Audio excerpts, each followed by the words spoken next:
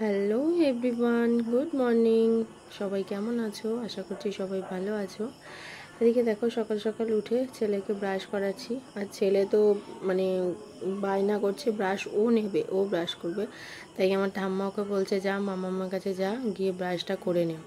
তারপর ওকে দৌড়ে বেঁধে যথারীতি ব্রাশ করানো হলো। দেখো না, 4টে দাঁত সেটা আগে আবার পরিষ্কার করতে ব্যস্ত।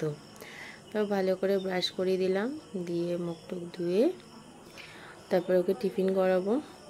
আবার খাবার রেডি করতে গেলাম। দেখো, এটা আমার হোমমেড ছাতু, এটাও সকালে খায়।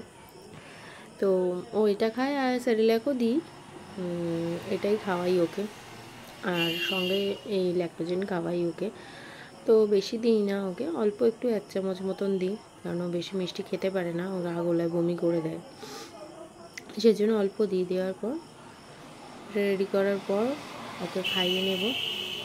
আর আমাদের বাড়ির পাশেই রাস্তা, তো ভয়েস ওভার দিতে গেলে ফ্যান অফ করেও ভয়েস ওভার দিচ্ছি, তাও দেখো গাড়ির আওয়াজ আসে। তারপর এদিকে দেখো ওকে খাইয়ে নিলাম।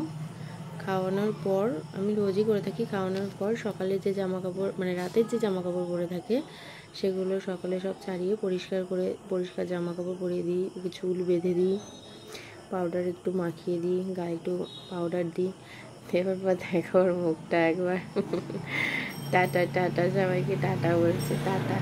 আমি বলছিলাম এটা ফ্লাইং কিস দাও বাবান, ওই যে ফ্লাইং কিস দিচ্ছে। তারপরে ও ঘুমিয়ে পড়েছে, সকাল সকাল ওঠে তো। তারপর আমি এদিকে একটু টিফিন করে নিলাম, মাখন রুটি আর লাড্ডু। আর এদিকে ছেলের সুজিও বসিয়ে দিয়েছি, ছেলে 11টা সাড়ে 11টা নাগাদ সুজি খায়। আর এটা হলো আমার বোনের ছেলে রনি, ও আমাদের সাথে এসছে, ও এখানে আছে। ওকেও আমি ডিম পোচ আর পাউরুটি খেতেও খুব ভালোবাসে, ও সেটাই খাচ্ছিল।